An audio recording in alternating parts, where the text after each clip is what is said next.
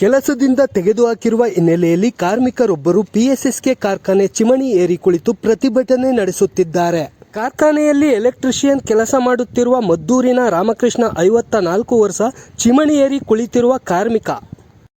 PSSK ಕಾರ್ಖಾನೆ ಗುತ್ತಿಗೆ ಪಡೆದಿರುವ ಮುರುಗೇಶ್ ನಿರಾಣಿ ಶುಗರ್ಸ್ ಕಂಪನಿಯವರು ಕೆಲಸಕ್ಕೆ ತೆಗೆದುಕೊಳ್ಳುವಂತೆ ಹೈಕೋರ್ಟ್ ಆದೇಶವಿದ್ದರೂ ಕಳೆದ ಜನವರಿ 30ರಂದು 19 ಗುತ್ತಿಗೆ ನೌಕರರು ಹಾಗೂ 26 ಸೀಸನಲ್ ನೌಕರರು ಸೇರಿದಂತೆ 45 ನೌಕರರನ್ನು ಕೆಲಸದಿಂದ ತೆಗೆದುಹಾಕಿದ್ದರು. ಅಂದಿನಿಂದ ಕಾರ್ಖಾನೆ ಆವರಣದಲ್ಲಿ ಕೆಲಸದಿಂದ ತೆಗೆದುಹಾಕಿರುವುದನ್ನು ಖಂಡಿಸಿ ನೌಕರರು ಪ್ರತಿಭಟನೆ ನಡೆಸುತ್ತಿದ್ದರು. ನಿರಾಣಿ ಶುಗರ್ಸ್ನವರು ಯಾವುದಕ್ಕೂ ಜಗ್ಗದ ಕಾರಣ ರಾಮಕೃಷ್ಣ ಅವರು ಚಿಮಣಿ ಏರಿ ಕುಳಿತು ಪ್ರತಿಭಟನೆ ನಡೆಸುತ್ತಿದ್ದಾರೆ. ನಿರಾಣಿ ಶುಗರ್ಸ್ ಕಂಪನಿಗೆ ಕಾರ್ಖಾನೆ ಗುತ್ತಿಗೆ ನೀಡುವ ವೇಳೆ ಪಿಎಸ್ಎಸ್ಕೆಯ 109 ಕಾರ್ಮಿಕರನ್ನು ವರ್ಗಾವಣೆ ಮಾಡಲಾಗಿತ್ತು. ಜತೆಗೆ ಕೆಲಸದಿಂದ ತೆಗೆಯದಂತೆ ಅಗ್ರಿಮೆಂಟ್ನಲ್ಲಿ ಇದೆ. ಇಷ್ಟಾದರೂ ಕೆಲಸದಿಂದ ತೆಗೆಯಲಾಗಿದೆ ಎಂದು ನೌಕರೆ ಪ್ರಮೀಳಾ ಭಾನುಪ್ರಿಯಾ ಅವರು ಆರೋಪಿಸಿದ್ದಾರೆ. ಇದೇ ವೇಳೆ ರೈತ ಸಂಘದ ತಾಲೂಕು ಅಧ್ಯಕ್ಷ ಕೆಎನ್ ವಿಜಯಕುಮಾರ್ ಮಾತನಾಡಿ, ಕೆಲಸದಿಂದ ತೆಗೆದಿರುವ ಪಿಎಸ್ಎಸ್ಕೆಯ 45 ನೌಕರರನ್ನು ಕೆಲಸಕ್ಕೆ ತೆಗೆದುಕೊಂಡು ಅವರಿಗೆ ಮೂಲಭೂತ ಸೌಕರ್ಯಗಳನ್ನು ಒದಗಿಸಬೇಕು ಎಂದು ಆಗ್ರಹಿಸಿದರು. ಈ ವೇಳೆ ಕಾರ್ಖಾನೆಯ ನೌಕರರು ಕಬ್ಬು ಅಭಿವೃದ್ಧಿ ಅಧಿಕಾರಿ ರವಿ ಅವರನ್ನು ತರಾಟೆಗೆ ತೆಗೆದುಕೊಂಡರು. ಸ್ಥಳದಲ್ಲಿ ಅಗ್ನಿಶಾಮಕ ದಳ ಹಾಗೂ ಪೊಲೀಸರು ಮೊಕ್ಕಾಂ ಹೂಡಿದ್ದಾರೆ. DYSP Murali, police inspector Vivekanand, BS Prakash ಹಾಗೂ ಕಾರ್ಮಿಕ ನಿರೀಕ್ಷಕಿ ಅಮರಾವತಿ ಭೇಟಿ ನೀಡಿ ಪರಿಶೀಲಿಸಿದರು.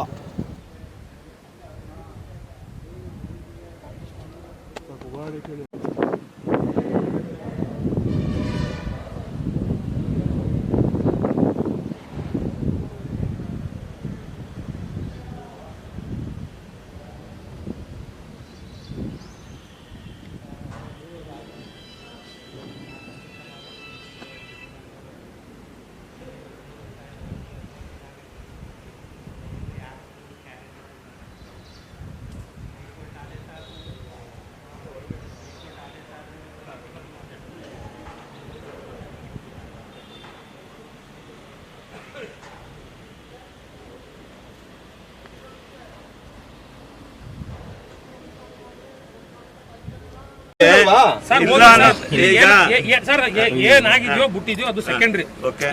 ಇಲ್ಲ ನಾವ್ ಆಟ ಮಾಡ್ತಾ ಇದಾವೋ ನೀವ್ ಆಟ ಮಾಡ್ತಿದ್ದೀರೋ ಅದ್ರ ಪ್ರಶ್ನೆ ಬೇಡ. ಅಟ್ಲೀಸ್ಟ್ ಒಂದು ಅವಕಾಶ ಇಲ್ಲಪ್ಪ ನಮ್ ಕಡೆಯಿಂದ ಈ ತರ ಮಾಡಿ ಬಿಡಿ. ಇಲ್ಲ ಒಂದು ಅಟ್ಲೀಸ್ಟ್ ಒಂದು ಆಫೀಸಲ್ಲಿ ಒಂದು ಮೀಟಿಂಗ್ ಕರೆದಿ, ಯಾರ ಈಗ MLA ಬಂದಿದ್ರು, ವಿಜಯಣ್ಣ ಇದ್ರು, ತಾಲೂಕು ಅಧ್ಯಕ್ಷರು, ಯಾರನ್ನಾರ ಕರೆದು ಅಟ್ಲೀಸ್ಟ್ ನಿಮ್ದೇನು ಇಲ್ಲ ನಮ್ದು ಈ ತರ ಇದೆ, ಏನಾದ್ರು ಒಂದು ಆಫರ್ ಮಾಡಿದ್ರ, ಏನಾದ್ರು ಒಂದು ಮೀಟಿಂಗ್ ಮಾಡಿ ಚರ್ಚೆ ಮಾಡಿದ್ರ, ಮಾತಾಡಿದ್ರಲ್ಲ ಎಲ್ಲಿ MLA ಅವ್ರು ಬಂದು ಮಾತಾಡಿದ್ರಲ್ಲ,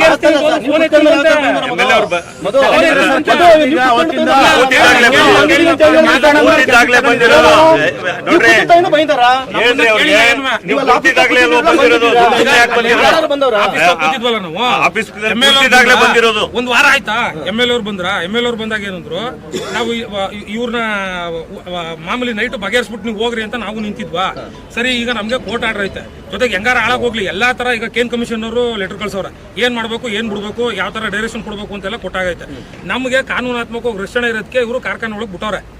ಅಕಸ್ಮಾತ್ ಒಂದು ಚೂರ್ ನಮ್ದು ಏನಾರು ಲೂಪ್ ಹೋಲ್ ಇದ್ದಿದ್ರೆ, ಈಗೆಲ್ಲ ವಿಚಾರವಂತರವ್ರೆ, ಬುದ್ಧಿವಂತರವ್ರೆ, ಒಂದು ಸ್ವಲ್ಪ ಲೂಪ್ ಹೋಲ್ ನಮ್ ಕಡೆ ಇದ್ದಿದ್ರು 2 ನಿಮಿಷ ನಮ್ನ ಫುಟ್ಬಾಲ್ ಮಾಡ್ದಂಗ್ ಮಾಡಿ ನಾಯಿ ಎಷ್ಟಂಗ್ ಎಷ್ಟು ಬಿಡ್ತಾರೆ ಗೇಟಿಂದ ಆಚೆಗೆ. ನಾನು ಕೇಳ್ತಾ ಇರೋದೇನ್ ಗೊತ್ತಾ, ಈಗ ಮೊನ್ನೆ ನೀವು ಕುತ್ಕೊಂಡ್ರಲ್ಲ ಅವತ್ತಿಂದ ಆಚೆಗೆ ಯಾರು ಬಂದು ಮಾತಾಡೋರ ಕೇಳಿಲ್ಲ. ನಮ್ನೇನು ಕೇಳಿ, ಯಾರು ಕೇಳಿಲ್ಲ. ಏನ್ ಕೇಳಿದ್ರಿ? ಕೇಳಿಸ್ಕೊಳ್ಳಿ ಸರ್, ಏನಾರ ಒಂದು ಅವಕಾಶ ಕೊಟ್ಟಿದ್ದೀರಾ? ನೀವು ಏನಾರ ಒಂದು ಇವರು ಬಂದಿದ್ರು, ಇವ್ರು ಬಂದಾದ್ಮೇಲೆ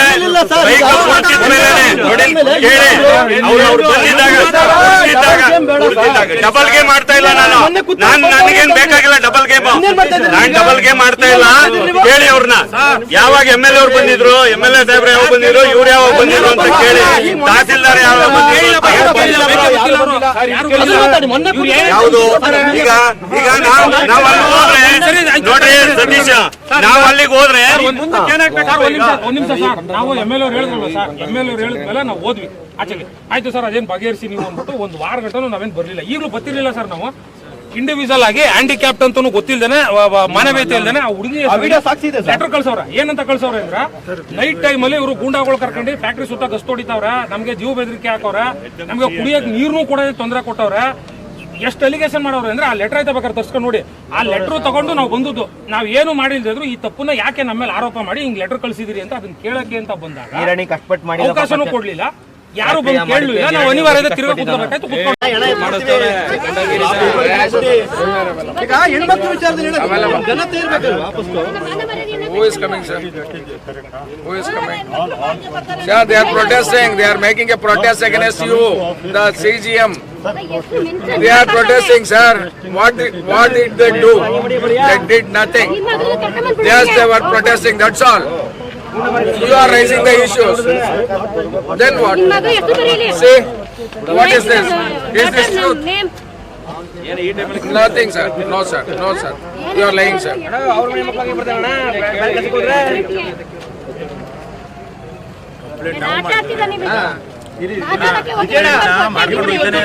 ಚೆನ್ನಾಗೈತೆ. ಇವತ್ತು ಮೇಲೆ ಕಂಪ್ಲೇಂಟ್ ನೇಮ್ ಐತೆ. ಇವ್ರು ಏನ್ ಮಾಡ್ಬೋದು ಹೇಳೋಣ? ಇವ್ರು ಏನ್ ಥ್ರೆಟ್ ಮಾಡ್ಬೋದು ಹೇಳೋಣ? ಅವರೆಲ್ಲ ಪುಡಿ ರೌಡಿಗಳನ್ನ ಯಾರು ಬಂದಿದ್ರು? ಪುಡಿ ರೌಡಿಗಳು ಪ್ಲೀಸ್ ನೇಮ್ ದೆಮ್. ಪುಡಿ ರೌಡಿಗಳು ಯಾರು ಬಂದಿದ್ರು ಅಂತಂದ್ರೆ who are the pudi rowdies? Can you please name them? All 21 are rowdies. PSSK has employed rowdies as employees. No, sir. No, if you can call the protesters as, see, sir, they are protesters. They are not rowdies. You can't call them like that. You are insulting them. You do that. You can't call them as rowdies. You can't call them as rowdies, sir. ಈಗ ಇವ್ರು ಬಗೆಹರಿಸ್ತಾನೆ ಕೇಳಿ, ಇಲ್ಲ ಎಳ್ಕೊಂಡು ಹೋಗ್ಬಿಟ್ಟು ಕಟ್ಟಾಕ್ತಿವಿ. ಇದ್ದೀವಿ. Nirani sugar ಅವರು 4 ವರ್ಷದಿಂದ ನಮಗೆ ಚಿತ್ರಹಿಂಸೆನೇ ಕೊಡ್ಕೊ ಬಂದವ್ರೆ. ವರ್ಷನೂ ಹಿಂಗೆ ರಿಲೀವ್ ಮಾಡ್ಕೊಂಡು ಬರ್ತಿದ್ರು, ಮತ್ತೆ ತಗೋತಿದ್ರು. ಈ ವರ್ಷ ನಮಗೆ ಬೇಡಿಕೆ ಬೇಡ ಅಂತಾನೆ ತೆಗ್ದಾಕವ್ರೆ ಸರ್.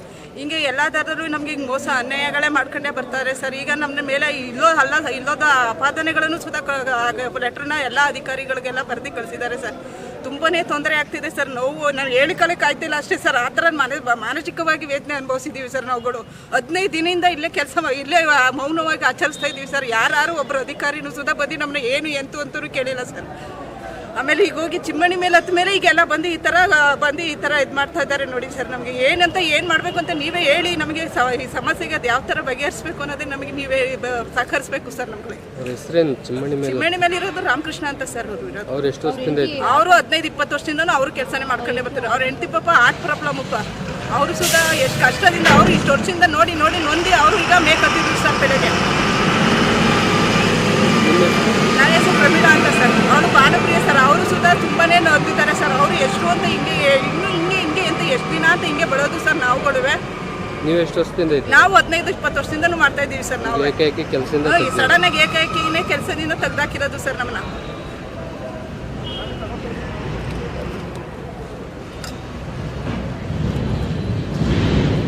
ಲೋಪದೋಷಗಳಿದ್ದಾವೆ.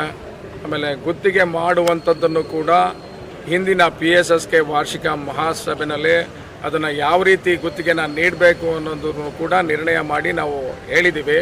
ಆ ನಿರ್ಣಯದ ಪ್ರಕಾರವಾಗಿ ಗುತ್ತಿಗೆ ಆಗಿಲ್ಲ. ಆಮೇಲೆ 40 ವರ್ಷಗಳ ಕಾಲ ಗುತ್ತಿಗೆ ಕೊಡುವಂಥದ್ದು ಕೂಡ ಸಮಂಜಸ ಅಲ್ಲ.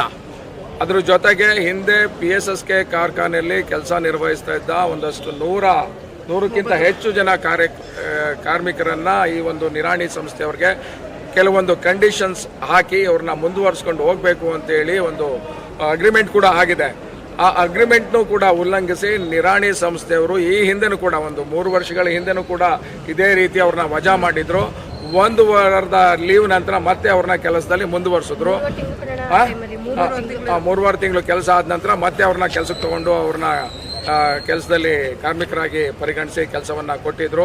ಈಗ ಅದೇ ರೀತಿ ನೀವು ಖಂಡಿತವಾಗಿ ನಮಗೆ ಅವಶ್ಯಕತೆ ಇಲ್ಲ ಅನ್ನುವಂಥ ನಿರ್ಣಯಕ್ಕೆ ಬಂದು ಅವರು ಹಾಜರಾತಿಗೆ ಹೆಬ್ಬೆಟ್ಟು ಹಾಕೋದನ್ನು ಕೂಡ ತೆಗೆದುಹಾಕಿದ್ದಾರೆ. ಹಾಗಾಗಿ ಈ 21 ಜನ ಏನು ಕಾರ್ಮಿಕರಿದ್ದಾರೆ, ಸುಮಾರು ಒಂದು 20 ವರ್ಷಗಳಿಂದ ಕೆಲಸ ಮಾಡ್ತಾ ಇದ್ದಂಥ ಕಾರ್ಮಿಕರ ಒಂದು ಬದುಕು ದುಸ್ತರ ಆಗಿದೆ. ಅವ್ರಿಗೆ ಯಾರಿಗೂ ಕೂಡ ಹೆಚ್ಚಿಗೆ ಸಂಬಳವನ್ನು ಕೊಡ್ತಾ ಇಲ್ಲ. ಕನಿಷ್ಠ ಸಂಬಳಕ್ಕೆ ಕೆಲಸ ಮಾಡುವಂಥದ್ದು ಅವ್ರದ್ದಾಗಿದೆ. PSSK ನೌಕರರು ಅಂಥೇಳಿ ಸಾಕಷ್ಟು ಹಿಂಸೆ ಕೊಡ್ತಾ ಇದ್ದಾರೆ. ಮತ್ತೆ ತಾರತಮ್ಯ ನಡೀತಾ ಇದೆ. PSSK ನಡೀತಾ ಬಂದಿರುವಂಥ ನೌಕರರಿಗೆ ಕಡಿಮೆ ಇನ್ಕ್ರಿಮೆಂಟ್ ಅಥವಾ ಇನ್ಕ್ರಿಮೆಂಟ್ ಇಲ್ಲದೇ ಇರುವಂಥದ್ದು, ಅದೇ ಕೆಲಸವನ್ನು ಅವರು ಪರವಾಗಿ ಮಾಡುವಂಥವ್ರಿಗೆ ಹೆಚ್ಚಿನ ಸಂಬಳ ಕೊಡ್ತಾ ಇರುವಂಥದ್ದು, ಈ ರೀತಿ ಅನೇಕ ಪ್ರಕಾರವಾಗಿ ಇಲ್ಲಿ MRN ಸಂಸ್ಥೆಯವರ ದುರ್ನಡತೆ ಕಾಣ್ತಾ ಇದ್ದೀವಿ.